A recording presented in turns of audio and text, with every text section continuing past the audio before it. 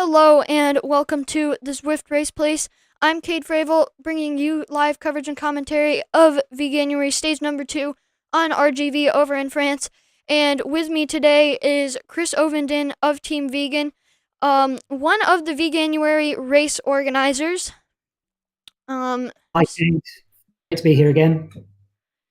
Yep, so for those of you who were watching last week, we had a couple of technical issues. So we will not be showing our faces this week, and we're just trying to make sure that those issues do not repeat themselves. But we think that we've got that all sorted out. And I think first we want to start with some clarifications around the intermediate point rules, because saw some questions about that in the Zwift chat.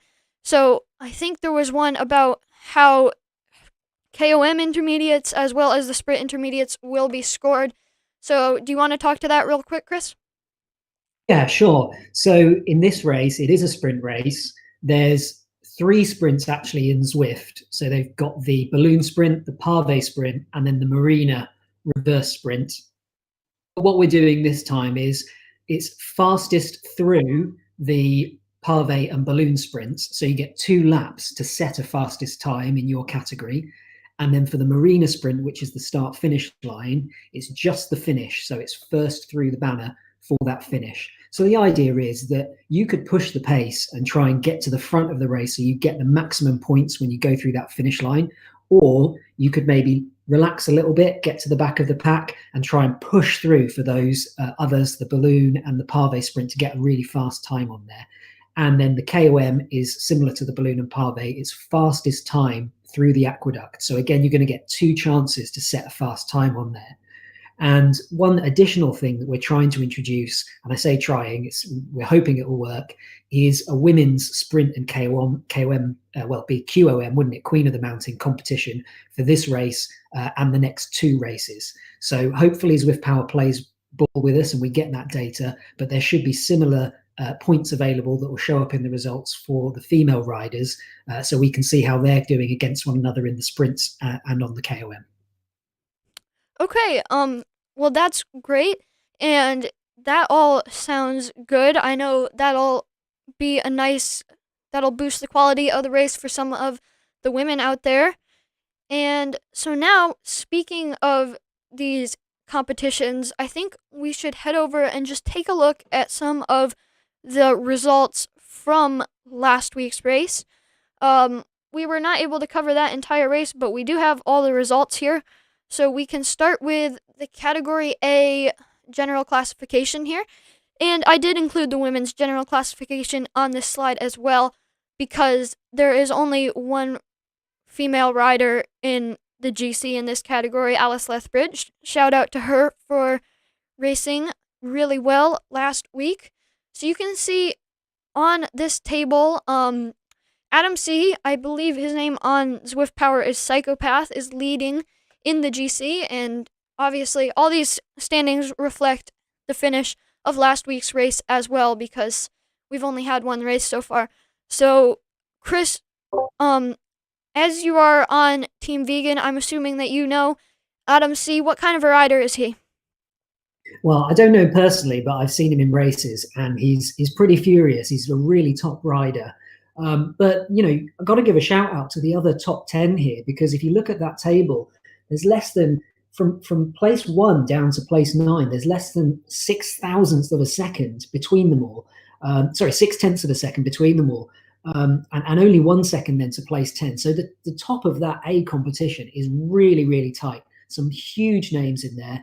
A couple of no-pins riders who are obviously pushing the pace. Chris Smart just losing out last time on that trophy for the first place. So it's crazy tight, and I'm really looking forward to seeing what they can do in this race as well with the sprints. Yeah, so am I, and we have a lot of results here, so we're gonna have to skip around a little bit. And I think the next thing that I wanted to show was the Cat B women's GC results. And then Chris was just informing me before the stream started how close some of the team standings are. So I also want to take a look at that. So here are our Cat B women's GC, and you can see all of these top 10 riders, actually top 9, I believe it's 9 riders racing, within 3 seconds in the general classification. Super close in all of the categories, really. So you can see some of the names represented on the scoreboard there. The Team Vegan Badgers, Team Rave, Socks for Watts, a couple of those riders in there. This is going to be a really fun field to watch, so just wanted to touch on this real quick. Now, Chris, do you want to talk about some of the team results real quick? I'll switch over to the Cat C Team GC right now, because well, let's look at that team result for Cat C, because excuse me, I have to say all of the team competitions are super close, but particularly if we look at Cat C, TFC leading that with BRT just 2 seconds behind, and then 43 seconds down to Team Italy. Some really, really close racing there. And you can see the same thing. Actually, we were just in Cat B, but the difference between L'Equipe Provence and On the River, two really decent teams. L'Equipe only got 3 riders, On the River 7, and there's only 4 seconds separating them. And then if we jump down to Cat D, again, we've got Team Type 1 leading the way there. And then one of the vegan teams, I believe it's the Vegan Dolphins, just 43 seconds behind. So all to play for here in these team competitions, and they're really going to be tight as the race goes on. Yep, and just back to those B results I was talking about, Martin van der Vis has just informed me in the chat that it's a 2-second gap between the first 2 women, and then it's actually 3 minutes farther down on the results there. So apologize for that mistake. Okay, it looks like if we check over on our Zwift screen real quick, gonna just look here. The riders are about 7 minutes, 30 seconds out from the start of this race. And we're going to be watching GTR Gringo of the No Pins R3R squad for the start. But it looks like we have a little bit more time for some results analysis. So I think one of the other competitions I wanted to look at was the Cat D GC results overall, and I just wanted to talk real quick about the top of this category, Jimbo V and Ollie Fussell. And I got corrected. I was pronouncing Ollie's name incorrectly during the TFC Mad Monday series. So for any of you who are watching that, it's Fussell, not Fusswell. That's my fault. But I just did want to give a shout out to Ollie. This kid weighs, I think, like 28.5 kilograms, and Jimbo V weighs over 100, I believe. So more than 3 times Ollie Fussell's weight, and he is up there in the sprint, not even an entire second behind Jimbo V in the GC. Just wanted to give a quick shout out to that amazing performance. That's incredible. I mean, I think he's about half my weight, and he'd clearly beat me in a sprint. So it just goes to show, the great thing about this platform, Zwift, is that you can have that kind of competition between such varying different riders of different weights, different ages. And yeah, just a top performance. You're really right to pick up on that there, Kate. And let's switch over now to the Cat C the Cat C KOM results real quick here. Now, as Chris said, we will be adding a women's category for both the Sprint Green Jersey and Polka Dot Jersey competitions. I believe this race, right, Chris? There'll be points available for the women out there this race. Yeah, that's right. So it'll be race 2, race 3, and race 4. Obviously, race 5 is an ITT, so there's no points available there. That'll all be about the GC and the team GC and the women's GC. And certainly for this race, we're going to try and introduce some women's competitions for both the QOM and the sprint. Yep, so just a clarification on the rules there from Chris. So there will be points available for our women in today's race, same points as the men's race. And it's really great that you guys made that change, and I think that's going to be really positive on the race. But now here we are with the Cat C Polka Dot Jersey results. Not a lot of climbing has really happened yet in this series, and there won't be a lot of climbing in this stage either. The Aqueduct KOM, there are KOM points available this race, but I could hardly consider it a climb. It's not very long. But I just wanted to take a look at this. I found this interesting. with the team dynamics here, because it seems like the riders are almost grouped into teams the way that their results have come in. So Craig Christie leading from BRT, then 3 TFC riders, 2 Team Italy, 1 Race 3R, 2 Team Vegan riders, although it's Team Vegan Spinach and Team Vegan Coconuts, and then another BRT rider following in 10th place. I thought this was just kind of an interesting leaderboard because a lot of teams represented up there, and it'll be an interesting battle between BRT and TFC to see who can take the top of the leaderboard there, because they're right up there in those top 4 spots.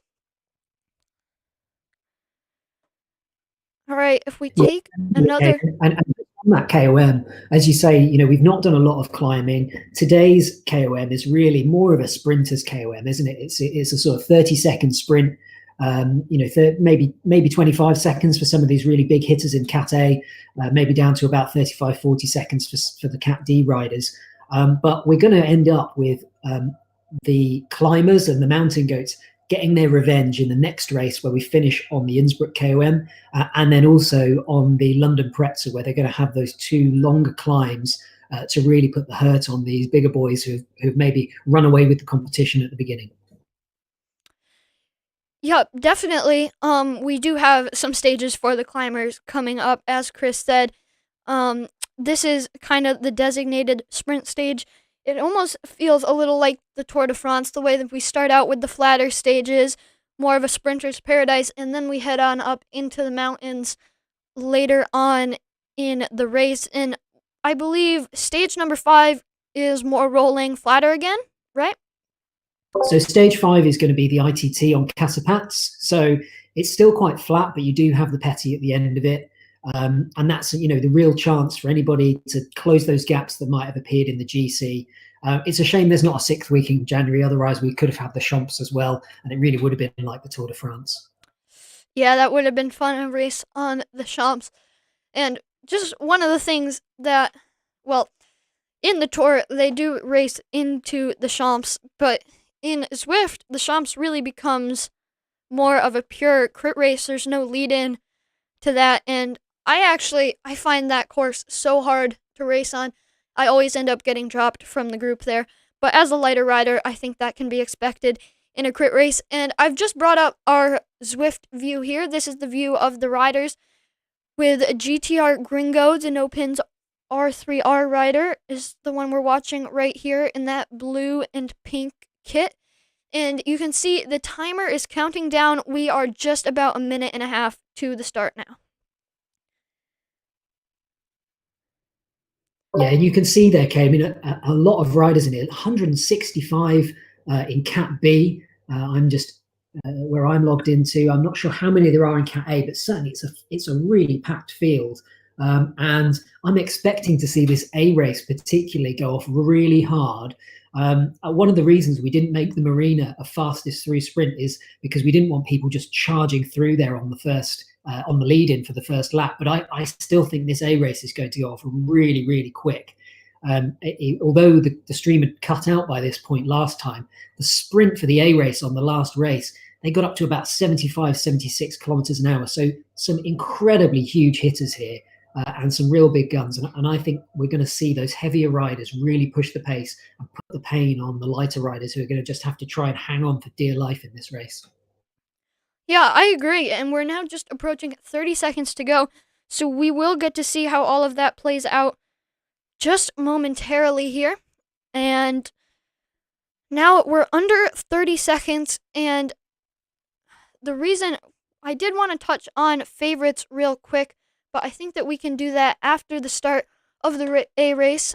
And I do just want to cover favorites real quick in the A race.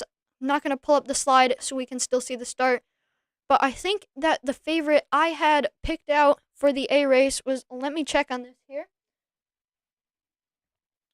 All right, well, the riders are underway now, but the favorite I had picked out was Psychopath. Adam C., that rider we were talking about earlier. He won in the first race, and I think he can do it again. But now the riders are underway, and we are in with GTR Gringo towards the middle of the pack here.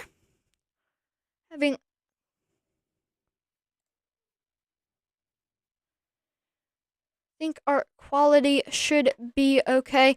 Just losing the riders for a minute there, but I think we are still all good. It's definitely a large field here, and GTR Gringo of the No Pins R3R squad is sitting kind of right in the middle of this pack. If you look at the minimap, some riders towards the back just starting to fall off, and they're definitely out at a fast pace. I know the riders are hitting around 31 miles per hour, and I don't know, Chris, do you have kilometers per hour up on your screen?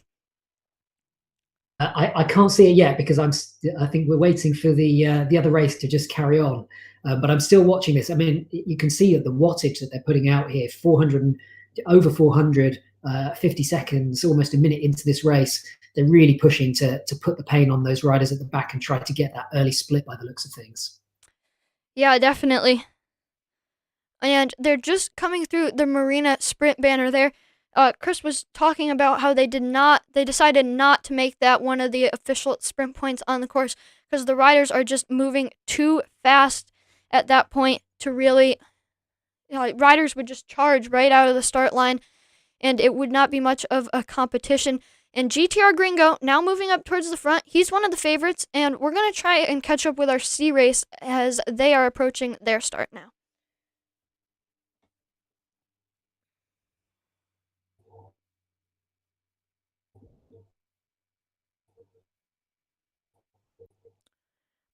Chris, do you want to just remind us of your policy for sandbaggers real quick? Like, what is the policy if a rider's minimum Swift Power Cat is B and they're racing in the C race, for example? So in the first race, what we said was that everybody had to enter the correct category. And by and large, everybody did. So that was really great.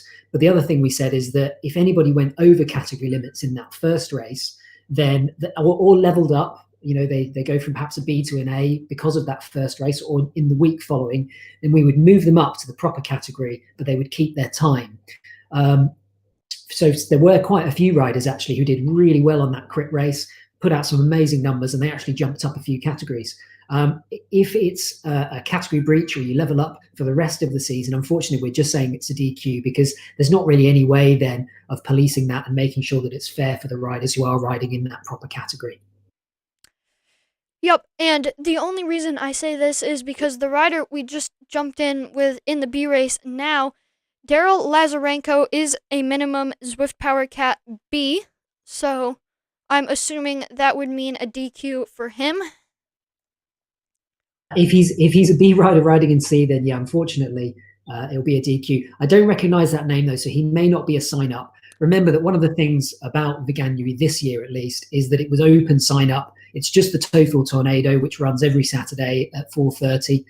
In fact, there's a couple of Tofu Tornadoes throughout the week, but we chose to use the 4:30 GMT Tofu Tornado for our races, and anybody can sign up to this. So there's quite a few in these fields. You can see in the C category, there's 247 riders. Not all of those are part of the C race. Some of them will be teammates of those who are just joining in to try and lend a hand. But certainly some riders may be a little bit naughty, joining the wrong category there to help riders or perhaps to get an easy win. Yep, and the other thing about Daryl Lazarenko is he is not on a Zwift Power team. So I think it is probably fair to say that he's probably not a sign up. And I am going to try and find one of our female racers in the C race now. That is Karen Loomis from Team Cryogen, and we're going to see if we can jump in with her soon.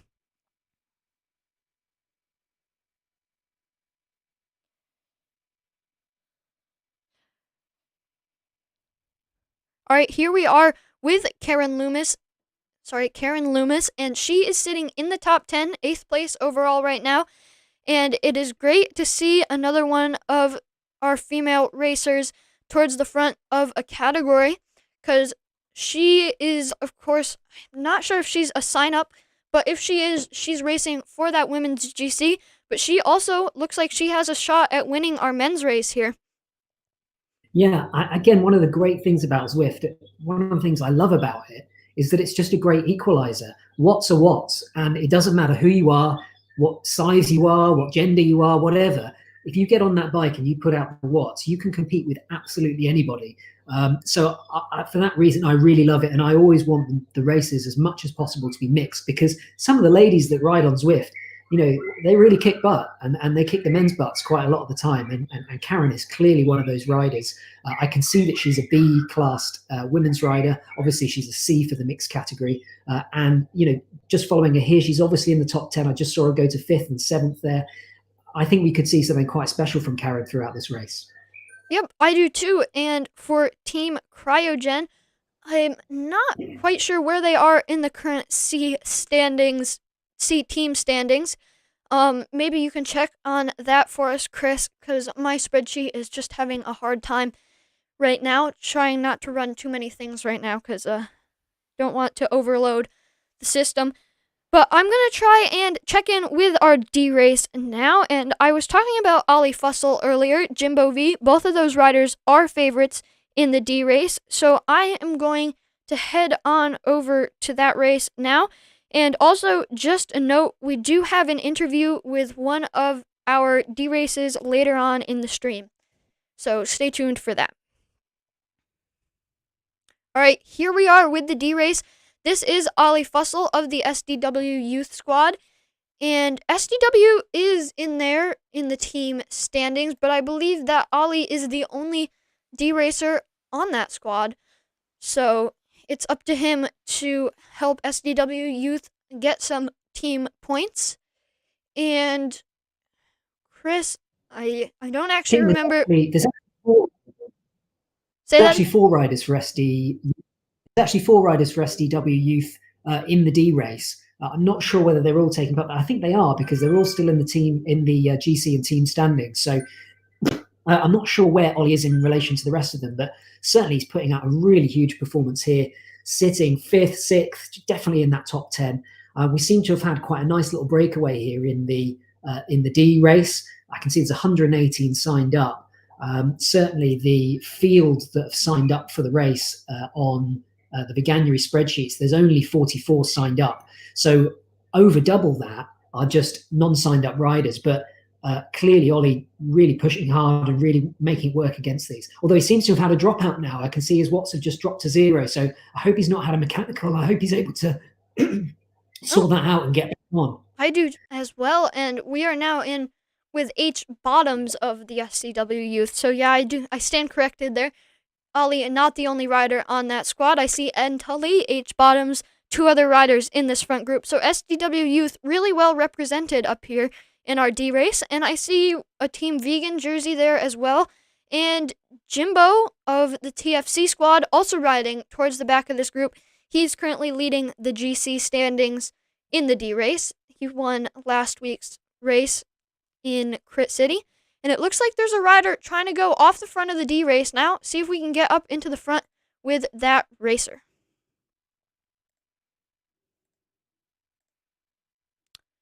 Here we are. This is Chris Price, and this is actually the rider that we will be that we have an interview with later on. I think now might be the perfect time to show that interview as Chris Price takes to the front of the D race. Don't you think, Chris? Definitely. I think the rider who was actually off the front was actually C. DeMarth. I'm not sure of his first name, but I can see now he's been brought back, and Chris does look like he's pushing through. All right. Well, we're going to switch over to that interview now. The picture will be on the right and the interview on the left, so you can keep an eye on both. So today I just have a few questions for you about the upcoming Veganuary series. And just first, what is your name? And what team will you be racing for during Veganuary? My name's Chris Price, and I'll be racing with Team Type 1. Okay. And which category will you be racing in? I'll be racing in D. Okay. So, just to get to know you a little bit better in your Zwift experience, how long have you been on Zwift, and how long have you been racing on Zwift specifically? Well, I started on Zwift probably in late 2013, 2014, just to sort of supplement my outdoor riding, but really never got into the racing very much. I got serious with Zwift probably in 2018, and I would do some of the races on there, but never raced with a team. And As a funny story, last week I do follow Team Type 1. I'm part of the group because it's such a good organization. There's a social side to it. There's a racing side to it. People helping each other out, coming from similar backgrounds. But I was following the racing, and one of the guys on there put a survey up there saying, "Hey, if you could race in the time zone, what would it be?" I didn't read the email very well. I said, "Oh, time two. I don't work time zone 2. I don't work that day." And so not thinking anything of it, thinking they've got plenty of much faster and more capable riders, and not even knowing what the route was. And he messaged me a little later and say, "Hey, have you ever ridden Road to the Sky?" I was like, "Well, yeah, I have, but I didn't realize it was." And so he said they would have room on the team. So my first race was with the team time trial this past Thursday. And so really my first team racing was Thursday. So although I'm an older guy, I'm really a rookie at the racing.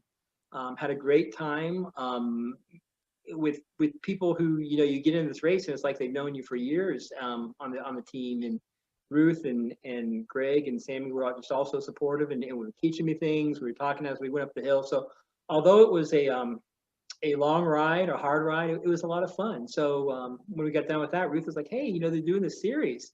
You should do it." So I signed up for it, and here I am. Yep. All right. That makes sense. Yeah. I mean, I was in the same team time trial that day too, and it was a long one in terms of team time trials, and it does as a team, it's a good experience to help you ride as a team in the races that aren't team time trials, in my Absolutely opinion. Yeah. All right. So, because it is Veganuary, are you going to be attempting to be vegan this January in honor of Veganuary, or are you already a vegan? Well, I'm not a vegan, and but it's interesting. When I saw this question, as a type 1 diabetic, I always want to keep a good handle on my diet and whether I need to tweak things or whether I need to do different things. And this is a conversation my wife and I have had a couple of times, although we've tried it. We've definitely moved our diet that way quite a bit. So I think we're going to try to start it and maybe do it a week by week and see how it goes. So that was a good opportunity. Yep. Yeah, I think I'll probably try and cut. Sorry, I'll probably try and cut down on meat a little bit during January. I don't know if I'll go full vegan. Uh-huh. All right. So our next question is more about the strategy in terms of racing. So when looking at the series as a whole, will your strategy be to target the individual GC, try to help out with the team GC, or rather go for one of the jersey competitions, so green or polka dot jerseys? Well, first and foremost, I'm going to be there to support my team. As one of the more of the newer riders, I would definitely want to be there to support, our veteran riders and that. But having said that, as you know, in cycling, if there's an opportunity to take some points or to go for a sprint, I'll definitely do that. But my number one priority is to support the team and do whatever they need me to do. So what is your warm-up routine before a race like this? I know lots of people have different opinions on how they warm up before a Zwift race. Yeah, myself, it really starts a couple hours earlier with what I eat, and I want to make sure by the time the race starts, my blood sugar is at a level that's high enough that it's not going to drop too much during the race, but not too high where it's going to hamper my performance. So as a diabetic, you got to watch it. So 2 hours before the race, I'll eat breakfast. I'll eat usually involves some protein, usually peanut butter and bananas. And then probably about 30 minutes before the race, I'll get on. I'll probably do maybe 10 minutes of just spinning, just getting my legs ready. All right, I'm sorry. I really hate to cut that short, but our A racers are approaching the sprint point, and I don't want to miss this sprint. So we're moving up towards the front of the pack just to check this out. This is our intermediate sprint, of course. And O Milk is leading it out. Nope, just passed by T Laurio, followed by O Milk, and then Highwell Davies taking up third. Chris, I'm not sure if you caught that sprint. Are you still with us? Yeah, I'm still there and was watching a lot of arrows being dropped there. Obviously, a lot of riders got lucky with the banner previously. But But remember that the thing with that sprint is it's a fastest through. It's not the first one to the gate, and they're going to get 2 opportunities to set that. But obviously what that's done is you can see the huge snake now of that A race. It's really stretched things out. So I'll be really interested to see whether some of those front riders can keep on that pressure and split things up and get away as a little smaller group, because we've still got a huge number of A riders here at the front. Yep, and I just want to make a note real quick. According to the times, T. Lario had the fastest time, 18 seconds. Then, O Milk from the BRT squad with 20.24 seconds, and Highwell Davies with the third fastest time, 20.97 seconds. So those are the current standings, but we have another lap to go before we can officially declare those times the fastest. So check in with that later. I'm just going to try and switch over to our B race to see if we can catch that intermediate sprint real quick right here. Yes, Daniel Hunt was not the smartest name to search. There are a lot of those.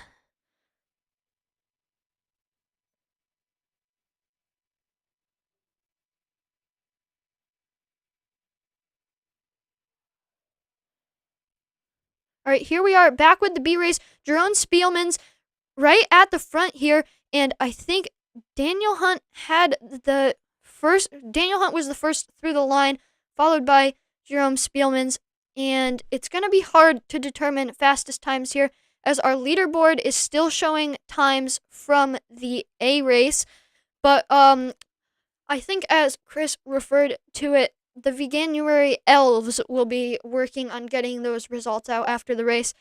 Right, Chris?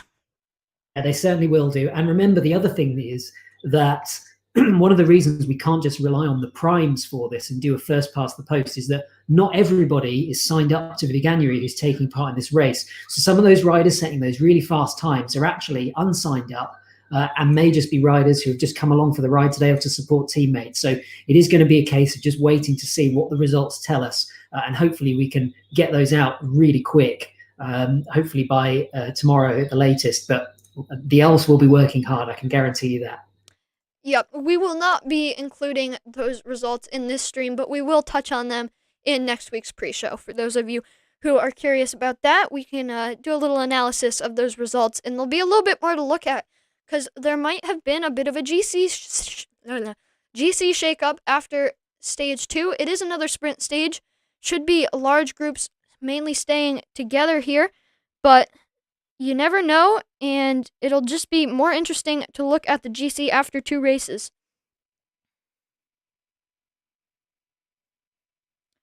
Gonna try and catch our D race here before they hit the sprint point. Believe our C racers. All right, so I have just confirmed Ollie Fussell did have a dropout.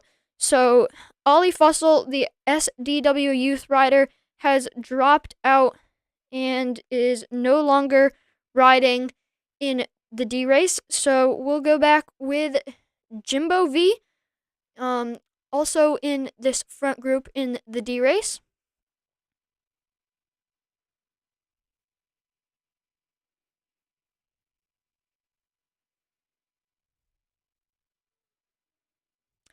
And now Jimbo V, the TFC rider, is leading in our D race GC standings. I know we talked about that just a little bit earlier. And he's now sitting in this front group, perfect spot to contest that intermediate sprint coming up pretty soon. Now, Chris, I know you have your eyes on Zwift Power. Do you want to tell us what some of the watts per kilograms are looking like in our C race right now, around where they're averaging? I believe they've already come through the intermediate point. So have they cooled off a little bit, or are they still going strong? In the C race, right, well, looking at their averages, some really top averages here. I think we've got the race being led by a 3.4. There's a couple of 3.4s I can see. So they may be a little bit over category unless they're quite light. But definitely, you know, the top runners all over 3 watts a kilo there with the power they're pushing out, all over the 200. I can see a 310 there for quite a heavy rider.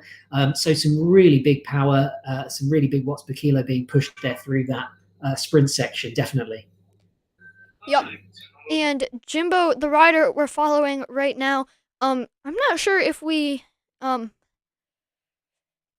mind. I think he is leading the GC, but he's a heavier rider, definitely classified as a sprinter in my eyes anyway. So when we get to some of the more hilly courses in Veganuary, I have a feeling that he might fall down a little farther on the GC standings because it is just hard to lead the GC as a heavier rider with stages that are so hilly. But I would say my prediction coming into this intermediate is correct. Jimbo from the TFC squad dropped a draft power up, although that is not going to help him much now because he has got about a second on the rest of the field. So he's definitely going to put in a fast time through this intermediate.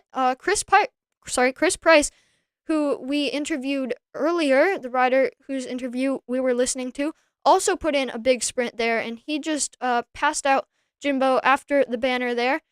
Jimbo settling down, resting up a minute after that tough sprint.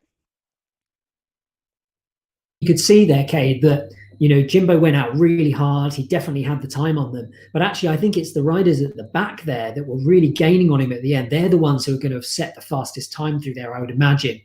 Again, we'll have to confirm that at the end. But can see that that's just split that D group apart a little bit. We did have a nice little blob there. And I do wonder whether these riders are going to be able to bring that back. Yeah, I do too. And it seems like they've got definitely some riders dropping off the back, but about a second back to some of the other riders here. And then also more riders ahead on the road. I see Chris Price, the TT1, Team Type 1 rider I was talking about, has about 2-3 seconds in a little move up the road. We do have, he's on his taffy on my scoreboard. He's ridden right off the front. And is really putting a bit of a dig in here. I wonder if that's a miscalculation because he's not going to be able to keep that gap, I would imagine. And in fact, I can now see the rest of the field pulling him back. I wonder whether that was just a bit of an extra push after the sprint. Of course, the difficult thing about R.G.V, and one of the great things about it, is just how close that sprint is to the Aqueduct. And if we stay with the D riders, in very short order, we're going to see them have to push again to see if they can set a fast time over the Aqueduct. I'm not sure whether these riders at the front of this group who just went for the sprint are really going to have the legs to do that.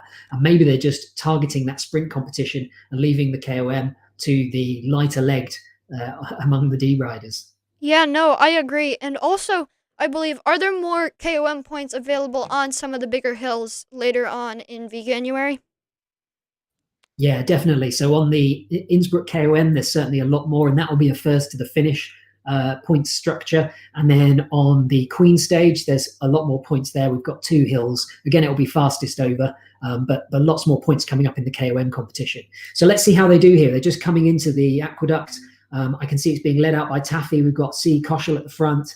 And I wonder what they're going to do here. This is the place to push is really just as you come around this corner. I can see their watts are just really low here. They're not going for it. We just saw some of them doing about 8 watts a kilo through that sprint. And They've obviously decided, hey, this isn't for us. We're the sprinters. We'll let the mountain goats have this one and let's just keep it together. Yeah, push for that GC.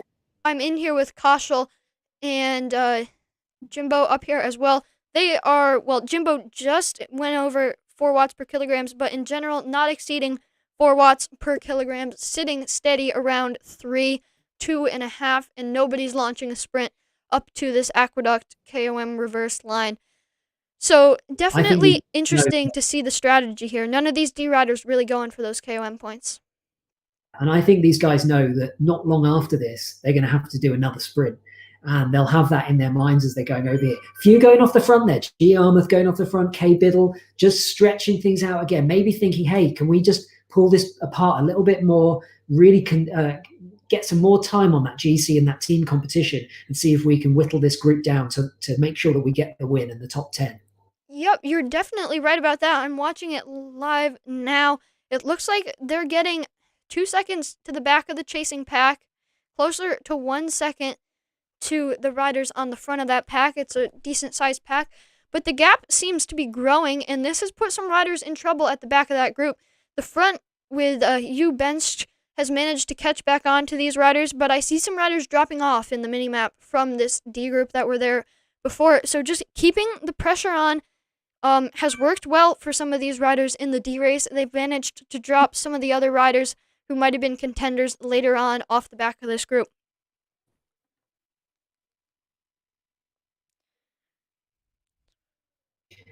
Okay, I think we've just missed the sprint for the A group. I'm just trying to see if we can catch up with the B group to see how they're doing on the sprint, but they might have gone through it as well. This is an incredibly quick race, and they're really eating up these 50 kilometers very quickly.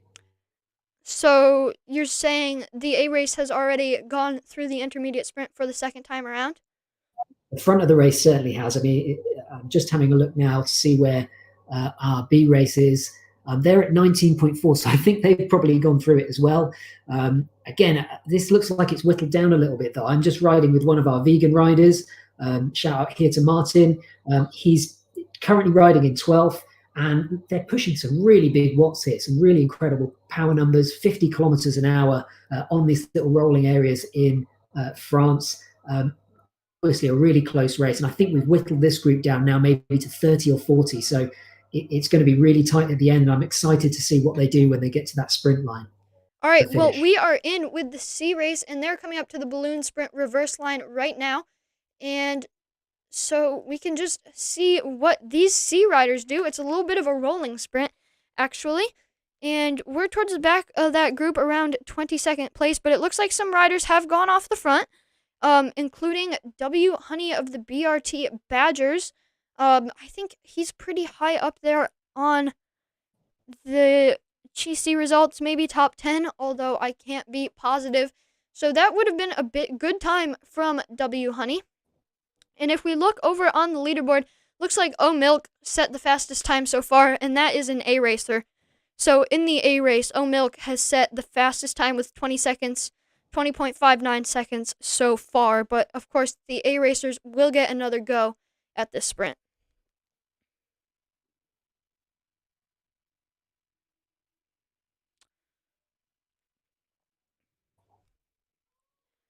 Now, I guess we should head back with our D race just to see what they do through this sprint. And then it's back up to the front in the A race. We can check out that race again. It's been a while since we were up there.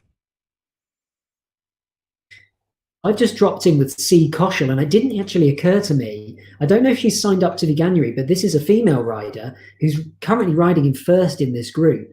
I can see that she's a C rider on Zwift Power, but that just may be her women's category. I'll just have a look and see where she's doing. But clearly a mountainous effort from her. In fact, she is a D mixed racer, so she's definitely legit as they come up to this sprint.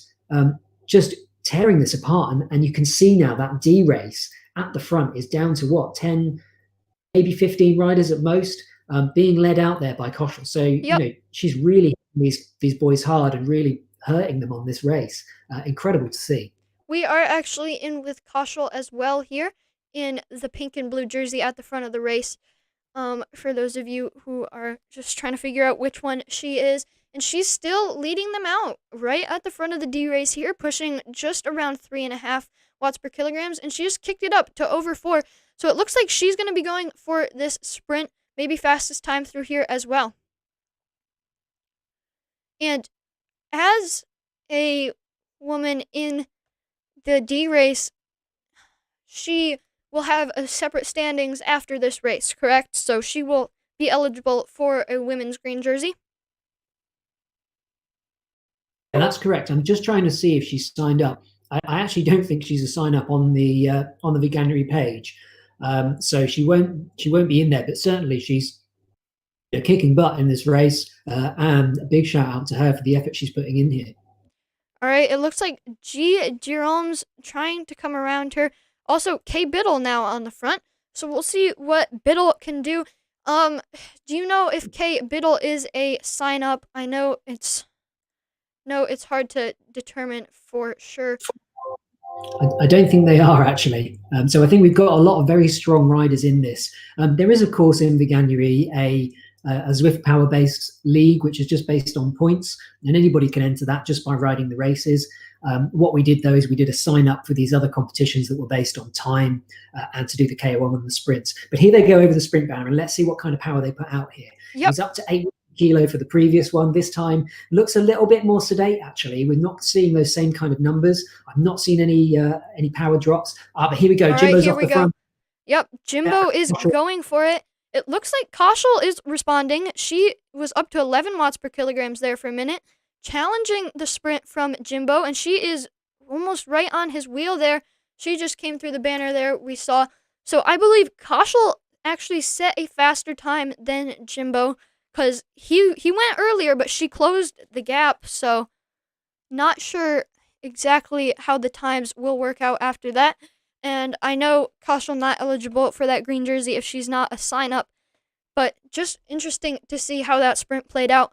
And Jimbo also seems to have the strategy of, after he goes for a hard sprint like that, he just lets the entire group come by him, and, I mean, right now he is off the back of that group, maybe even approaching a second here.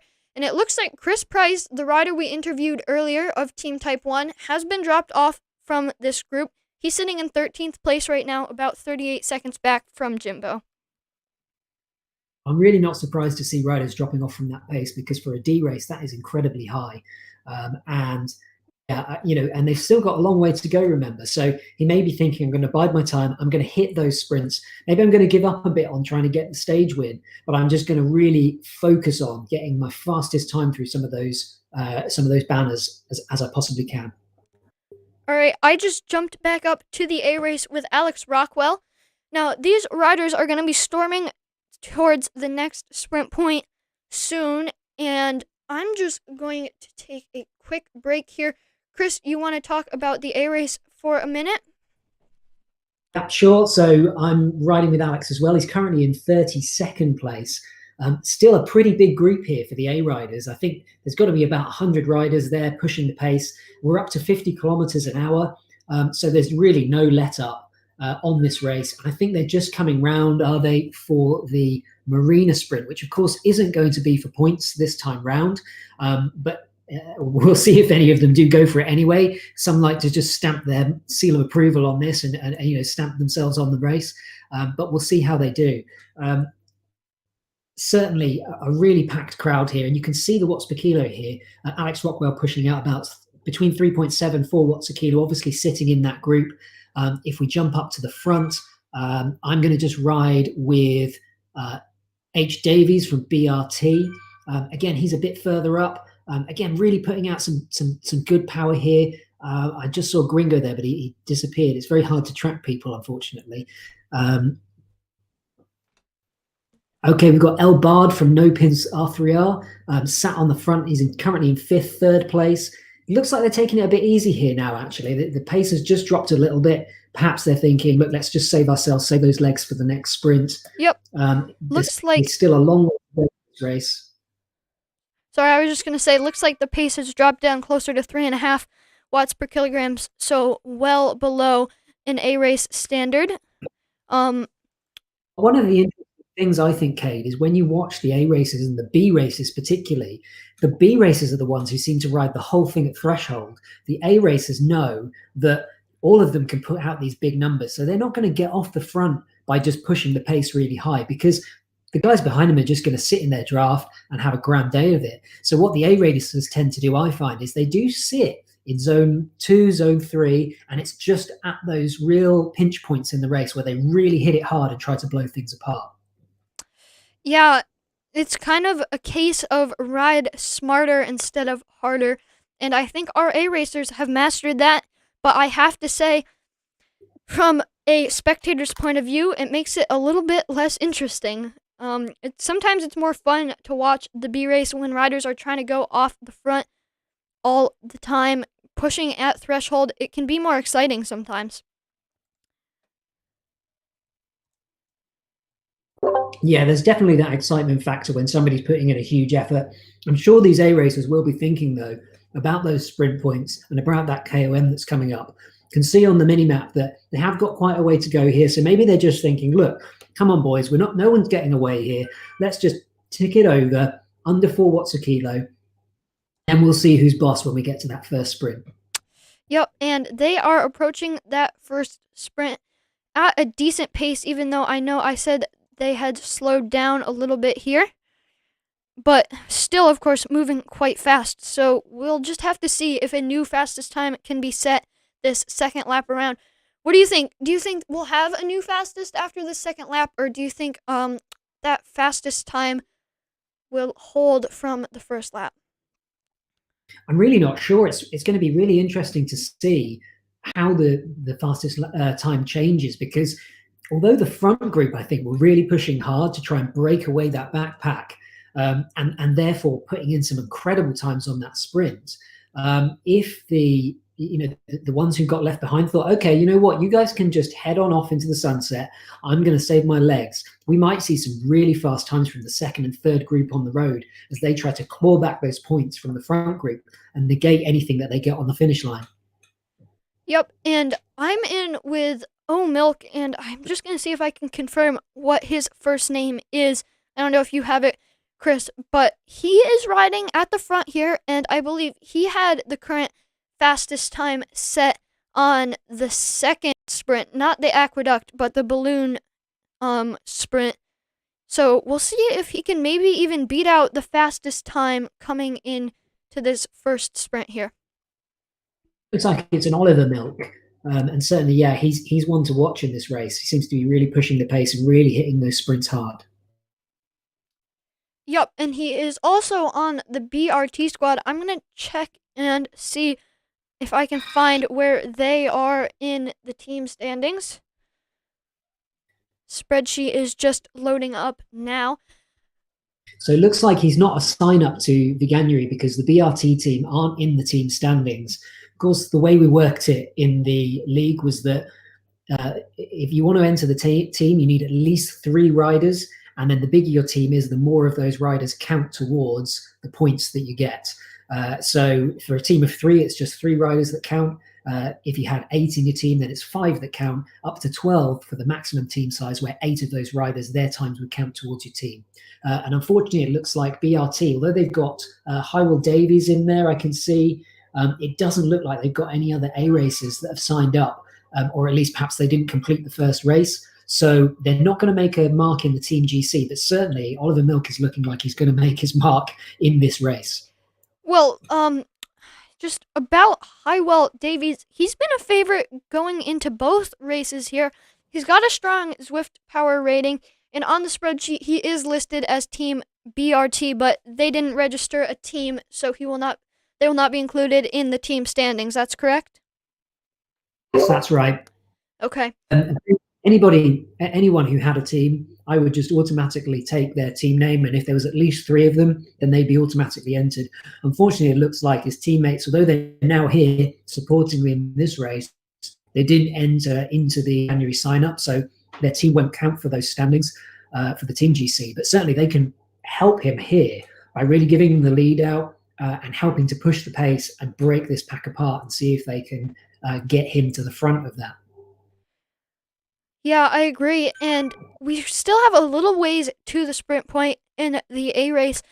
And so I was just talking with some of the viewers in the chat about, well, Robin Brum brought this up. He said dual recording should be a thing for A category. Vegan Rabbit says dual recording, yeah. I think it gives some more transparency, but unfortunately you need a smart trainer and a power meter and some more money. So that's definitely an interesting point of view on that issue, because I know Zwift official pro level Zwift races do require dual recording. Some riders might already have a power meter, but I think in the end game, in my opinion at least, dual recording just makes Zwift racing a little bit less accessible to your average riders. What's your opinion on that, Chris? Definitely. I mean, we've had a few comments about dual recording. They're isolated to 1 or 2. Certainly, it's great when you can have dual recording in a race. And when we saw Zwift putting on the UCI and the Tour de France for the pro riders, they're all dual recording, so they can definitely show that they're legit. For Veganuary, we want it to be as inclusive as possible. And in my view, it is a little bit exclusionary to ask A riders, particularly, you could have your low-level A rider. They've just leveled up from B. I certainly don't have power pedals on my bike. And if I did, to exclude me from this race, I think would be a little bit unfair. It's a community run event. We're trying to be inclusive and just have some fun. And so for this, we didn't push that. Certainly, maybe if we do another league later on, we might think about including it as something for those top A riders, maybe the A+ riders if we have any enter. But for the time being, just having that power meter we think is enough. As long as you're not using Z power and you've got the little lightning bolt next to your name, then you're good in Veganuary. Yeah, I agree. I think it's one thing when it's in races like the UCI Esports Worlds, but in a community run race like this, I think it might help eliminate some sandbaggers, but I think you'd lose more participants who don't want to spend the money to dual record than you would eliminate sandbaggers, and maybe even it would promote sandbagging to the B category. If a rider knows they need dual recording to race in A, even if their minimum cat is A, they might race in B anyway to avoid that complication. But definitely something to think about, and I do agree with it in the pro level races, I think. All right, a little bit of chat happening here. I saw one rider a little bit earlier say something about when is Tugels going to drop a bomb on us, and I assume they're referring to Leonard Tugels. I actually did a coaching tips video with him not that long ago. Great rider, and he's known for attacking on the flats, even as a lighter rider, being able to win even though he's not a sprinter. So I don't know if Leonard Tugels is registered in this race, but he would be an interesting rider to watch out for, because I would definitely anticipate an attack from him before the finish if he is racing.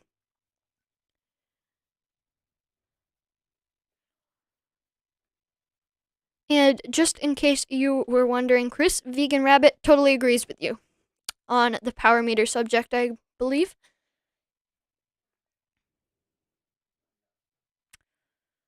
Okay, so our racers approaching the sprint point. So what do you think that we will see at this sprint point? You think we'll see a split in the field, Chris? Yeah, there's every possibility we'll see a split here from the A group. I think it's just going to depend how hard and how fast they want to hit this one the second time round. I'm just trying to join in with the A race. I was watching the C race there for a little bit, but I'm going to join in with A Gatto, who's one of my Team Vegan teammates. Currently riding at the back, which is actually, for a fastest through the sprint runner, the thing you want to do.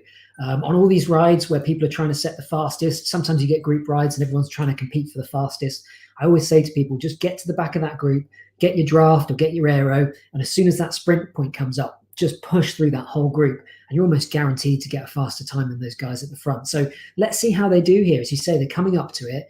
Yep. I think we're looking where I'm riding with Gatto. He's 75th in the race, riding near the back of that pack. So I think the A group, still 80 riders, so almost half of the entire race, is still at the front of this, still pushing the pace, still contending for those top points. And back to what you said about taking the fastest time through a sprint real quick. I don't know if any of you out there race in the D-Side Snowman Sunday series. That is a series where the results are entirely based only on intermediates, and you get intermediate points by having the fastest time. So that's another series where fastest time is what ends up counting in the end game. And I know I only did one of those races, but my strategy was to stay at the back of the group. I was actually with my team, so they made kind of a lead out for me. But if you're able to just power up through the group, like you said, Chris, you get the benefit of the draft all the way up to the line, and I ended up winning every sprint in that race. It's definitely a proven strategy, I think. And we'll just, first time through this sprint banner, the rider that took the fastest time, T. Laurio, not sure if he's a sign-up or not, but he did go off the front. So we'll see if this time maybe one of the riders from farther back is able to take that sprint point with the fastest time. And I think this time we're going to stick with our A racers all the way up to the Aqueduct KOM, because our D racers, I don't want to say lazy, but they were not pushing for a fastest time over the Aqueduct. So I'm going to be curious to see what happens with our A race. And now Highwell Davies going off the front, 12 watts per kilograms here. we've got a few. I mean, a lot of them seem to be taking it easy here. Perhaps they feel they've already set their time, but one or two, I can see those powers dropping, and we've got them off the front, really pushing it through. I'm really interested to see what happens now. Is this going to split the APAC apart? As I said, we had 80 there, half the entire race, riding along in this front group. Can they whittle that down to maybe 10, 20 who are going to take the stage win? Well, just two things. First, like you said, we're going to be watching to see if they can whittle down that pack. But I think, as you were saying before, A racers often stick together as a pack. They tend to ride below threshold more than our B racers, for example. So I have a feeling that nobody is going to really go for it. Although Pedranzini, the World Elite Zwifter, is trying to prove me wrong here. He has just gone off the front of our A race, but he's being brought back in. And I just want to touch on the fastest times real quick. T. Lario still holds the fastest time through the Pave Sprint. Not sure if he's a sign-up, and really not sure if any of these riders are a sign-up, but I'll give you the fastest 3 or 5. Then in second, Oliver Milk. I think Chris confirmed for us that BRT does not have a team, so he's not a sign-up. In third, a Cryo RDT rider there, and I'm not sure who that was, but we'll see. Looks like it's just about to swing back over. In fourth was Hywell Davies, another BRT rider, although he is a sign-up. He took fourth. He went off the front there, but it looks like it was N. Hurd who slid into that number 3 spot in that sprint, managed to pass out Hywell Davies. And then in fifth, we have O. Samoans. So those are the top 5. We're just coming up to the Aqueduct again, I can see. I've already can see some of those feathers dropping, maybe a little bit early on this Aqueduct, I think. It's not quite kicked up yet. Let's see what they do here. Let's see what kind of power these guys can put out. As we say, as we turn this corner, this is where the power needs to go on. And someone really flying off the front there. I can see T. Lario putting out some big watts. All right, I'm just watts a key. trying to get up there. Here we are with a Volve of the FZR squad, and he has got a big gap, 2 seconds to the rest of the pack. Hywell Davies and T. Lario are chasing behind, like you said, and it looks like Lario closed it down to 1 second before the finish. And Volve, he has taken over with the fastest time. He's not following through on the Aqueduct here, though. His watts have fallen down to under 50 watts per minute there, so he's letting the pack catch him. Not going to risk going for a solo breakaway, and I think that's one of the reasons why I enjoy watching the B race a little bit more than our A race, because they're not as willing to go for a breakaway in a flat stage like this. And it may be smarter, but it's definitely more interesting to watch when we have a breakaway off the front, the riders behind are chasing. Creates a more interesting dynamic. All right, I think we're going to try and catch up with our B race now and see if we can catch their intermediate. See, I've just dropped in with Alan Hugill, and they're just entering that sprint banner for the Pave. Again, some really big numbers here as they push through. Actually, Alan Hugill pushing out just over 8 watts a kilo, taking onto the front. Is that going to work for him, though? Because it's fastest through, and I can see some riders behind with a draft. Others just coming up and over him. Who's that? A. Armis coming into the front. That's going to be a very fast sprint. All right, I just came back in. Caught this is Daniel Rockcliffe of the TFC squad right as he came through the line there. And once again, we can't quite tell fastest times in the B race quite yet. Not until the Zwift Powers sprints and KOM's tab updates anyway, because fastest times at the front are currently all A racers, and it's just too hard to filter out our other categories when looking at fastest times. But I believe, who is the rider that you said managed to go off the front in the B race?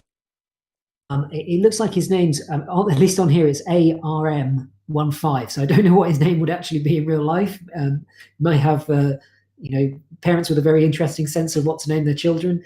But anyway, he seemed to have taken the win. But whether that's going to be the fastest time, again, is so hard to tell, because those riders at the back pushing through the pack, they're the ones who've really got the best opportunity to set that fast time there. Certainly things seem to come back together a bit there. But as you said, the B race has broken apart a lot more. Yeah. Looks like we've got about 60 in that front group. So they've really been putting the hurt on the riders behind.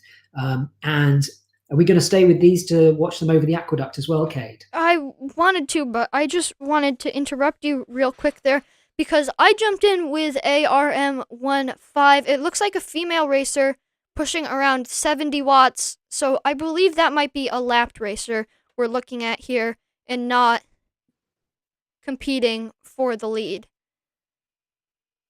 I may have gotten that wrong as to who was going on. Because she's currently pushing around 50 watts and moving at about 3 miles per hour. So I don't know that she went off the front on the sprint, but I'll try and jump back in with our actual front B pack here. Well, here they come. They're just coming up to the aqueduct again here. Again, I can see some feathers being dropped very early. It's only a 15-second power up. I would be using my feather just as we get to the banner. That's where the road's going to start to kick up. And that's where you're going to get the most benefit from it. Of course, the aqueduct's an interesting sprint because you get the most benefit from your highest watts on the harder parts, on the bits with the higher gradient. There we go. Look at all those feathers dropping there. I think we're going to see some big times here. I can't see that many huge numbers, though. We saw a big number from N. Hodgson, but just to get off the front. And now it's a bit of a race on the flat, and we actually just passed ARM15. That was a rider getting lapped. Because we just passed her, the front group of bees just passed her on the aqueduct there, and she got spit out the back of that group. So it looks like that was a lapped rider, but can't tell fastest times quite yet. But RV of the Islington CC squad seems to have gone the farthest off the front. We'll see if he follows it up with an attack, because right now he's got about 3 seconds to the main pack. He could maybe make a little bit of a breakaway here. I don't think it's too late. I think looking at his watts, though, it looks like he's decided, no, I'm not going to keep away from this group. I'm just going to keep things back. So again, the B race doing very similar to the A race, hitting those sprints and those KOMs quite hard, a few going off the front, but then just dropping back. It's almost like a really huge TTT here now with these riders. I can see him just dropping back, and then he's going to sprint onto the back to make sure he keeps on. Hopefully he's not overextended, and he's going to be able to keep with that group to really contest the final. Yeah, and I think that was the same strategy we saw it being used by Jimbo in our D race, because he was also doing that similar tactic of sprinting hard and then just falling right to the back of the group, sprinting to get back on. And it does provide some rest. I don't know if that's the strategy I would take. What do you think? Well, if you're going to push really hard, then the great thing about having so many riders in this blob is you're going to get a huge amount of draft from them. So you can really go in very hard on those sprints, knowing that, you know, some of these riders are going to have done the WTRL, TTT. They know how to sink and sprint, drop the watts at the front, go right to the back, and then just a little sprint will just catch you up, suck you onto the back of that group, and then you just can put in no effort, recover for the next effort. Yep, and I'm just in with our A race now because they just went through the balloon sprint, and I can get times on that. Looks like Oliver Milk still has the fastest time, but he is not registered. So then a TFC rider, nope, looks like we just updated there. Yep, a TFC rider with the second fastest time. T. Laurio with the third, and Herd O. Samoans. Similar leaderboard to the other sprint. And I did see Leonard Tugels, the rider I was talking about earlier, in this pack, a little bit farther towards the back. So we'll see if he makes a move. And I'm just trying to stay at the front of the A race here. I think I'm with M. Boardman of the World Elite Zwifters right now. And as those riders have just gone through the sprint point, I believe that's followed up by, some like to call it the Twisties, the Colon. It has quite a lot of names, but the rollers are the next feature on the course, correct, Chris? Yes, that's right. Yeah, they'll go through those twisties, a little bit up and down. Harder for the lighter riders again. The lighter riders to stay with that group to just keep their momentum right. And after that, it is on towards the finish line. And I did a Imperial Century ride on this course not that long ago with my team. So I know this course all too well, I feel like. And I know that as a lighter rider, I was getting dropped off the pack quite a bit through these twisties. So we'll see. The finish is not that far after the twisties or the colon or whatever you would like to call it. So we'll see if that influences the finish. Lighter riders might be pushing a little bit harder to stay on the group through here, and we'll see if that influences their sprint. coming into the finish of the race. And I think we'll stay with the A race all the way to their finish, and then we'll head back with the B, C, and D races because we don't want to miss this finish.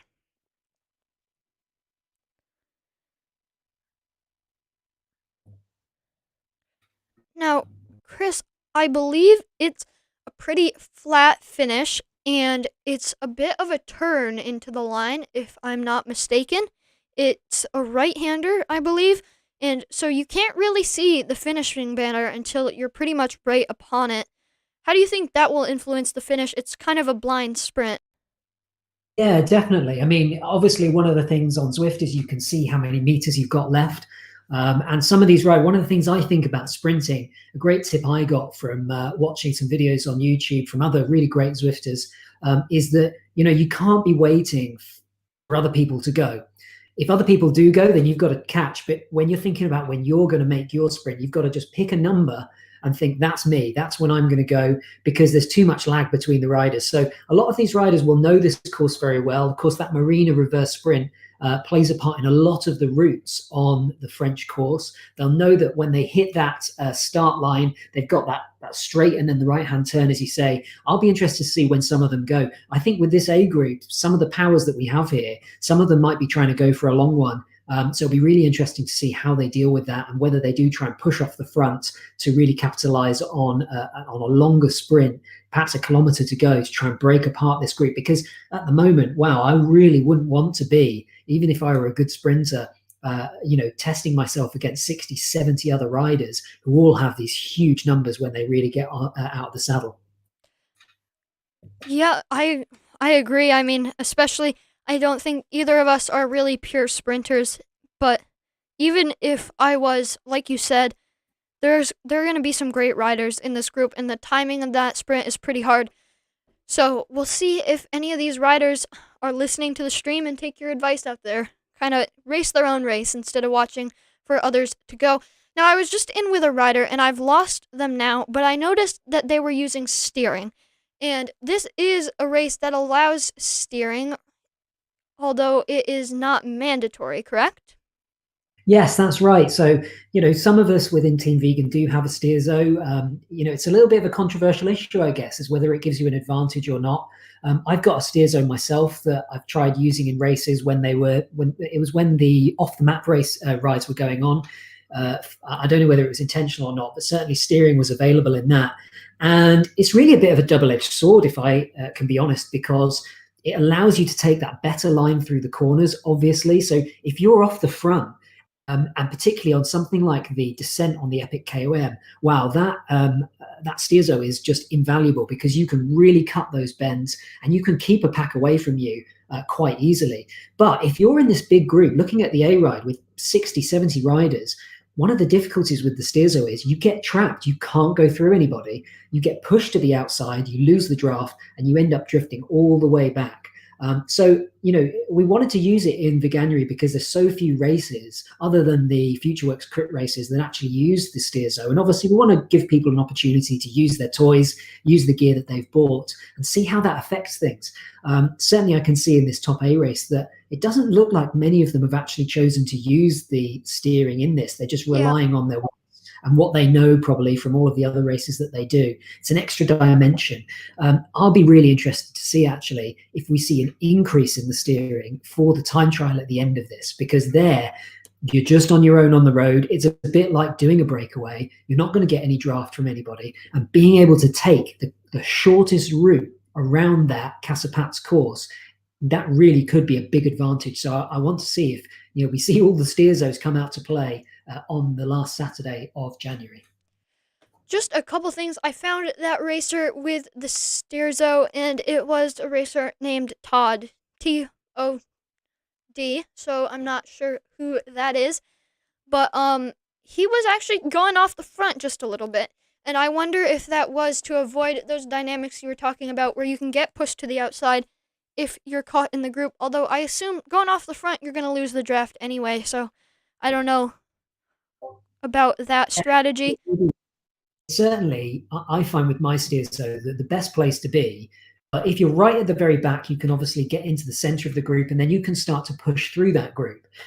If you're right at the front and you're putting in an effort, then that's that's where you want to be, because then you can take those corners nice and sharp. You can skip over people. And sometimes when things start to break up a bit, you can weave in and out of people. But with a group like this, I don't know that the steerzo is going to be helping him a lot. And we might have to see how he deals with it at the sprint. Of course, if he can get to the front of the race when we come into that Marina reverse sprint, that steerzo could be really important there, because he can turn off to one side, let everybody just get out of his draft and just do his thing, and nobody is going to be able to follow him in the way that these other will be going through each other in a big pack and just benefiting from the draft. All right, well, we're getting really close to the sprint here now. We're with S. Crawford, maybe trying a little bit of an early move here, going off the front just a little bit. And then the other thing I just wanted to touch on real quick before we get into the heat of the A-Race sprint is that Ollie Fussell confirmed in the chat that he did have a dropout. So that is why we lost him from the D-Race. That's really bad for him. But look, here we go into this final bit. And as we said, we thought that some riders might do a bit of a long one. They're just coming through this now. A lot of aeros being dropped, some incredible speeds here, getting up to 73, 74, 75 kilometers an hour. Who is it that's going to take this on the line? Remember, looks like M. Morse of the Velocio squad was up there along with Eddie Houle. I can't give you an exact confirmation. It was really close there, and I was not quite at the front, but I could see some of the riders up there, and it looked like Velocio, or not Velocio, Morse of the Velocio NE squad and Eddie Houle were two of the riders really going for it in the sprint there. I'm going to try and move fast to catch our B race now. So you want to talk about that sprint finish real quick, Chris?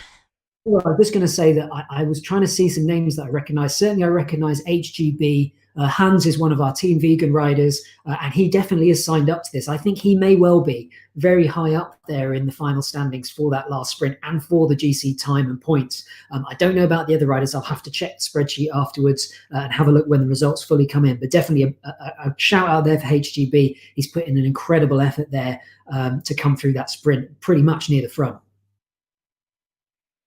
Yep, I agree. I'm just trying to find a rider to jump in with in the B race. I'm going to try and get Greg Magnus here of Team ODZ. And just got Magnus now.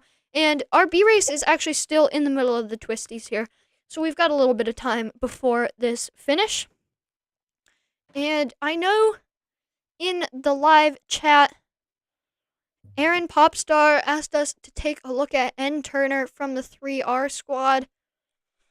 And I asked him what category. I have not gotten a confirmation on that yet, but I'll search around, do a little digging, see if I can figure out where that rider is, N. Turner, just to see if we can check in on him, or maybe one of us can just figure out how he's doing in the standings. But here is something interesting. You can see Jay Geddes of the Vegan Badger squad. This rider has, you can see next to their name, I'll just hit the red on button so it's a little easier to see those jerseys there. But they have all 4 jerseys, both sprint jerseys, the orange lap jersey, as well as the Aqueduct KOM jersey. So setting some of the fastest times, I'd assume, in the B race through all of those points. Do you know if Jay Geddes, J, and then the last name is Geddes. I'm not sure if you know this rider on the Vegan Badgers, Chris. They are signed up to the race. It just goes to show green legs win green jerseys, and they also win polka dot jerseys as well, it seems. Yeah, that's a fun play on words there. I've never heard that before. Green legs win green jerseys, but I like it. And there's definitely a lot of those green jerseys in this front group, not referring to sprint jerseys, but those actual Team Vegan jerseys, which are green, and they seem to be dominating towards the front of this race right now. A lot of vegan jerseys, and I know that Team Vegan is split up into a lot of smaller mini Team Vegans, so to speak. So it's really impossible to tell which riders are riding for which Team Vegan in the front group here, but definitely a lot of those green jerseys. Yeah, that's right. We've actually got 3 sub-teams for Team Vegan. We had a great turnout from Team Vegan for the Veganuary events. Obviously, we'd expect that with it being one of our events, but in the Team B group, we've got the Barracudas, the Bobcats, and the Badgers. And as you say, a lot of them up at the front, really pushing hard.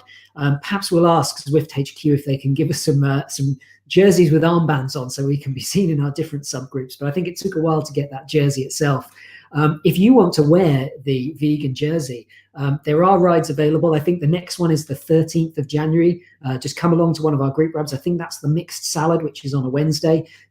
Go through your ride, and at the end of that, you can pick up a vegan jersey that you can wear proudly around France, like these guys are doing here.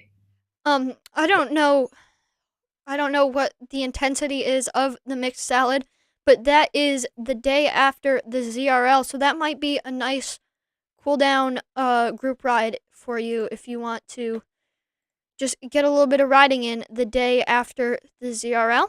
And our riders are now on to the roads of the sprint. Just going to try and catch up with the front here. Sorry, just lost our racers.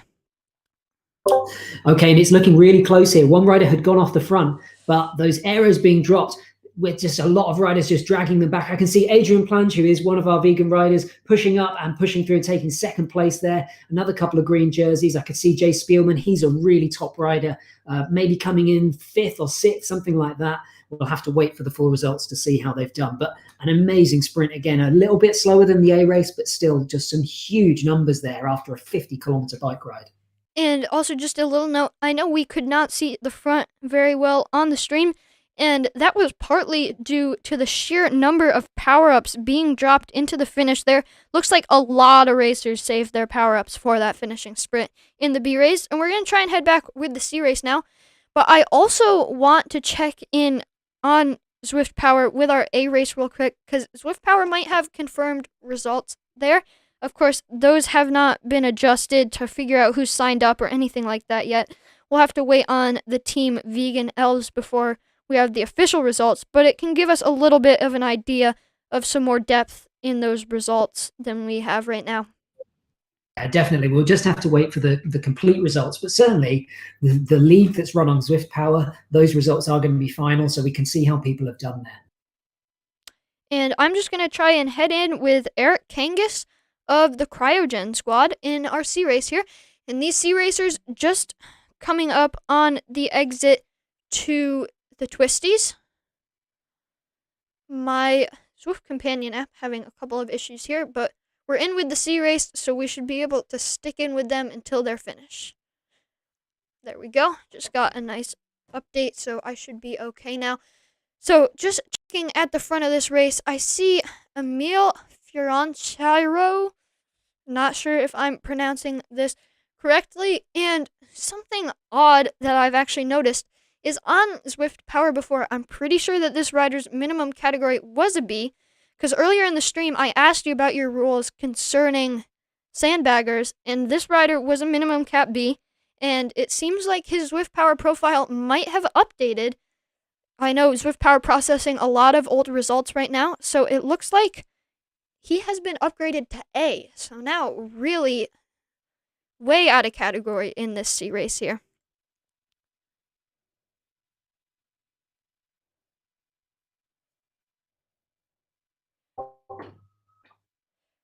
All right. James Newey in the chat says, what's my boy C. Orion doing in Cat D? So I'm just going to try and check in with that real quickly. And it sounds like N. Turner was in the A race, so we can maybe even figure out where he was in the results for Aaron Popstar.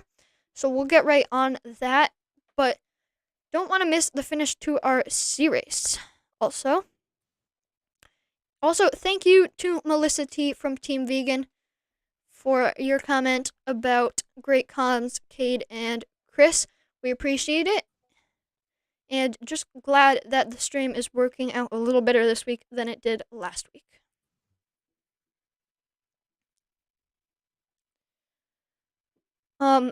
So Chris, I see Chisholm McDonald in this front C group, at least on Zwift Power anyway. So I have seen him in quite a few races before. He races TFC Mad Monday, which I try to cover every Monday. And he's really an amazing rider, and I don't have the TFC Mad Monday results pulled up right now, but he definitely had a top 5 finish in the C race in TFC Mad Monday. decided he's going to go for the long one. 8 watts a kilo, that's huge for a sea rider as he pushes around that corner. Let's see if it works for him. Can he stay away? All right. Currently riding in fourth place. Another rider just coming up with him on the aero. That's Patrick Harvey, I believe. Patrick Harvey was the rider that just came around, just told McDonald. So now it's Harvey and McDonald, and this is going to be a close one. We'll see if we can get it from the front coming into the finish here. Yep, and it looks like McDonald just overtaking Patrick Harvey through the line. Awesome sprint there, and incredible power from these riders. I think I'd have trouble holding 8-9 watts a kilo for the sort of time that he was doing there. I can see that McDonald, he's got the kind of beefy avatar, so maybe one of our heavier riders capable of putting out those huge watts. But yeah, what a sprint, and really worked for him. As we said, seeing some of these riders going for the long one, going for that longer sprint, before even we turned on to the final straight, he was really hitting those numbers, really hitting it hard, and it obviously just worked for him. Nobody could bring that back. Well, really quick here, I just jumped back in with our D race, and I want to make a comment on this because there has been a major split in the D race. Just looking at the overhead view here, and only 3 riders have made it in this split. It is Taffy C. Koschel, the rider we were talking about earlier, and U. Bench. So those are the 3 riders contesting for the win right now. The rider I picked as my favorite for today, Jimbo from TFC, has been dropped now 42 seconds off the back of this little breakaway here. So really amazing dynamics in this D race. Honestly, in my opinion, it's been the most exciting to watch today so far. So we'll see what their finish looks like. It's definitely always great to see these kinds of breakaways. So I'll have to check whether any of these are actually signed up. We knew that Koschel wasn't, but I'm not sure about Taffy, and it looks like you bench.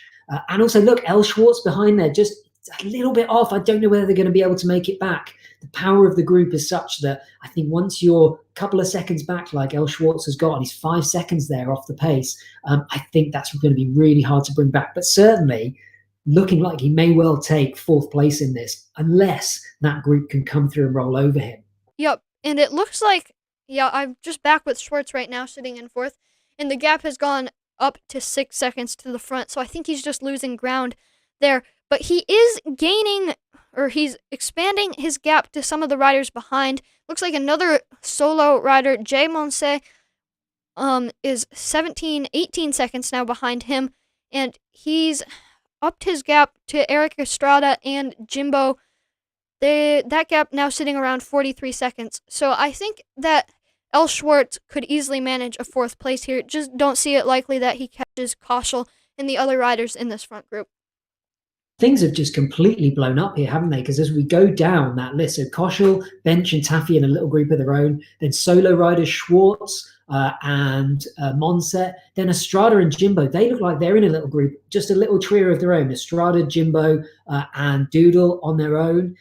Then back from that is Orion, another rider just solo. So clearly we've missed a huge explosion in the D race here, because the main pack, and I can see that pack is maybe 20 riders, are well off the pace there, about 2 minutes back on the leaders.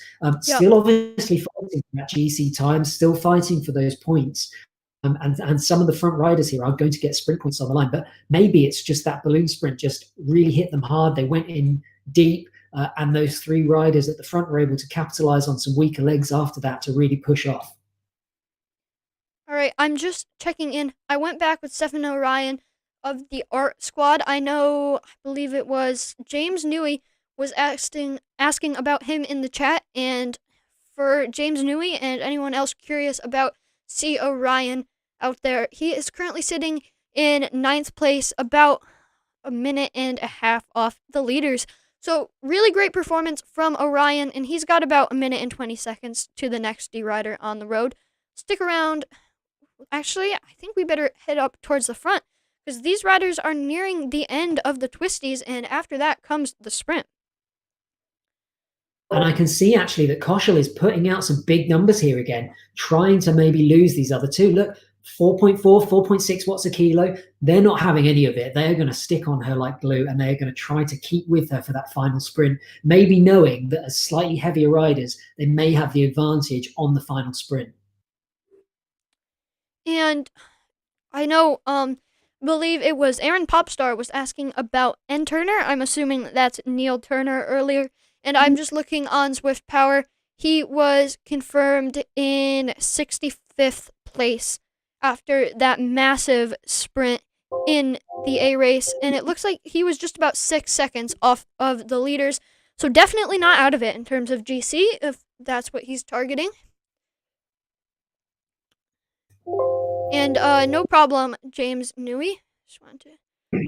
All right, but now you Bench is moving towards the front along with the rest of this group, and Kaushal looks. Never mind, Kaushal coming back on. Like she was in a little bit of distress there, but she's still sitting on this group. She's used that draft boost there, so maybe is struggling a little bit. It's always one of the things is if you're learning your racecraft is to look out for when riders start using those power-ups. If they're using it at the sprint, then obviously that's tactical. But if it's in a place like this, maybe they're hurting. Maybe we can carry on putting the hurt on them after that power-up ends. So it's going to be really interesting to see what you, Bench, and Taffy do with that knowledge. All right, the other thing, I think we have a little bit of time here before the D finish. So now that our A race results have been confirmed on Zwift Power, I just wanted to go over those real quick. So Mike Morse, I believe, Mike Morse was the rider I thought was in the top two along with Eddie Houle. So Mike Morse took the win, followed by Eddie Houle for the Cryo RDT squad. Kenyan Zhu took third for Team Cryogen. John Darcy did not have a team in fourth, so I'm not sure about that. And Duncan Johnson in fifth for the OTR squad. So those are your top five. And then some other notable names. You can see GTR Gringo was in sixth for the No Pins R3R squad. Our Saris in the Pros Closet rider Matt Kerbeau took eighth. And then just farther on down the line, looks like our first team vegan rider was H.G. Becker in 11th. And Psychopath Adam C., the rider we saw win on the crit race last week, took 23rd in the A race. So those are your updates in the A race, and we might even have B race results already, but I'll wait a little while before I give those to you, because it's time to go all in with the D race, I believe, because they are approaching the sprint here. And Kate, they have stayed together. Here they come up to that right-hand turn that takes them onto the finish straight. Bench just leading it out. I can see his watch start to creep up. I wonder whether we're going to see one of these riders try to negate the rest of the sprint by just going off the front here. It doesn't look like they are going to. We know that Kaushal has already used her power-up, so that might have been her opportunity gone. Nope. Oh, but here she goes. She's going for it. See, Kaushal is off the front now, but Bench is following. Draft power-up, just blocking my view a little bit there. Sorry, no, an arrow power-up. Nope, Bench is definitely leading it out. It looks like Kaushal, that was her last trick. She was definitely going hard for some of the intermediates earlier on in the race, and it must have, her legs must have been feeling those earlier efforts coming into the finish here, because Bench was able to run away with it, and I think Taffy got second, and Kaushal in third. But an incredible effort anyway from her to stay with that front group and those front three. There's some huge numbers there coming out from Bench, and he didn't even have a power up. He was hitting 11, 12 watts a kilo, obviously a heavy, big hitter. This is the course that was made for him. Yep. So do you have Zwift power up, Chris? I'm just going to drop in with David Hyvey, who is definitely one of the sign-ups to Veganuary. He's currently riding in 14th with this little pack. As they come round the end of the twisties, they're probably about 2 minutes out from that final sprint. So we might get some more action here to see who fights it out for those top positions. All right. Can you just give me that name one more time? I want to try and jump in with them. It's David Hyvey, Hyvey. Yep. Big shout out to him. He's been doing really great work all the way through this race. I think I have seen that rider in other races as well. Maybe even jumped in with him earlier on in the race.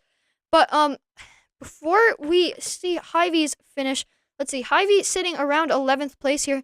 I do want to check in with C. Orion. That is the rider off the front of Hyvey's group, about 35 seconds up. So I believe Jimbo and his other and his group finished already. And it looks like C. Orion is going to come in through the finish before that chasing group behind with R.G.V. And then we can check in with R.G.V. to see that finish. Yeah, definitely looks like he's going to take 9th place here. And then just a little bit further down the road, that's where we've got that group. And that's going to be the bit, I think there's a 10th place there up for grabs. So, you know, a top 10 position, some going off the front now. I can see our Farshad is just pushing out 7 watts a kilo, just trying to break away from that pack. We did see this before as well in the C race, somebody going long. Let's see if he can keep this gap. All right, just looking here, C. Orion just finished there, and I'm going to try and get back. Here we are with Farshad in the race just behind. Having a hard time figuring out. Yep, looks like Farshad is going for that 10th place right now. And I don't think we're going to bring him back. Nope, they are not, I don't think. R.G.V. is chasing from behind, but looks like Farshad was the one who had that there. And R.G.V.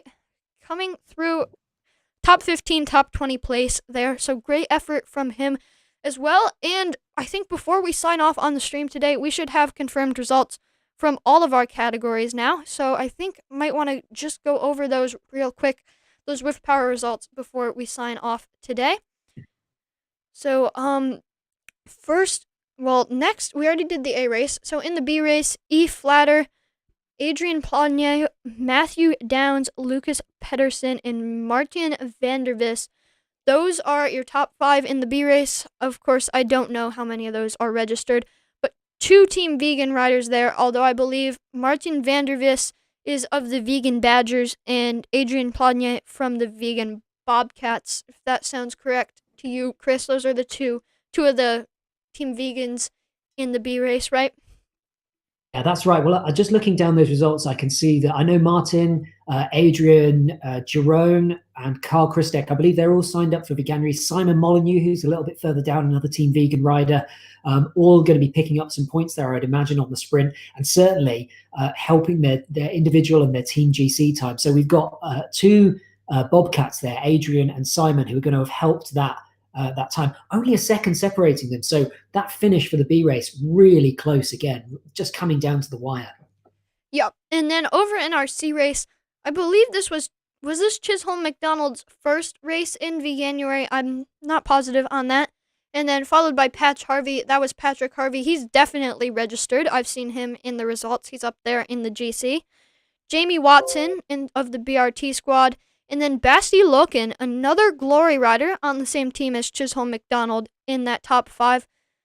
So if those 2 riders were registered for Veganuary, Glory would be having a nice result in the team standings. They also have Sascha Oates sitting, I believe, just a couple places farther down there in the top 10.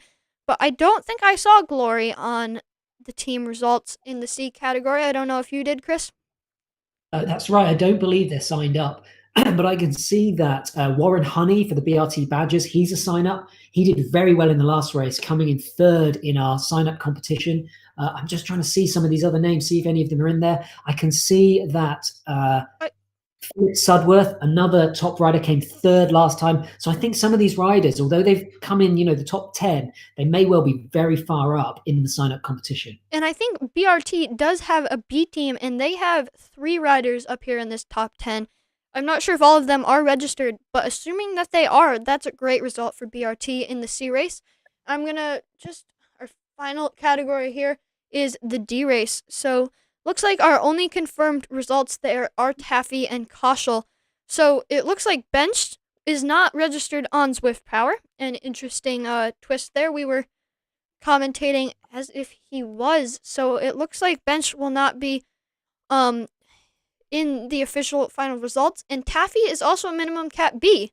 So I believe that would give the win to Koschel, assuming both of those, well, one of them not registered on Zwift Power, so I'd assume they'll definitely be DQ'd. But assuming that Taffy is DQ'd for racing in the DCAT when he's a B, Koschel would be the Zwift Power winner because she is an official C. Yeah, and just an incredible ride from her, putting out some huge numbers there. And all power to it. Again, I come back to it. That's what I love about Zwift. It's just the great equalizer. It doesn't matter who you are on the other end of that computer. Watts are watts, and if you sit on your bike and you push higher watts than the person next to you, you are going to win. And that applies to men, women, children, of any size, any shape. Watts are watts, and that's one of the things I love about just the inclusion that we can get there. Obviously, we're focusing on Veganuary now, but I'm really glad to see that the Zwift Racing League have opened up the main categories there to mixed teams, because we had a lot of members from the vegan team who wanted to ride in ZRL, but unfortunately there weren't enough for a women's only team, and would have done fantastic in some of our men's teams, I'm sure, as a mixed team. Obviously this time round we're going to get to see the women bring the pain to the men in that ZRL race. Yep. And there are definitely some other female racers racing today. I haven't found. Looks like Karen Loomis was one of those riders in the C race. So, and I think Alice Lethbridge also raced in our A race today. She's, I think, automatically leading the women's GC as the only female sign up in the A race.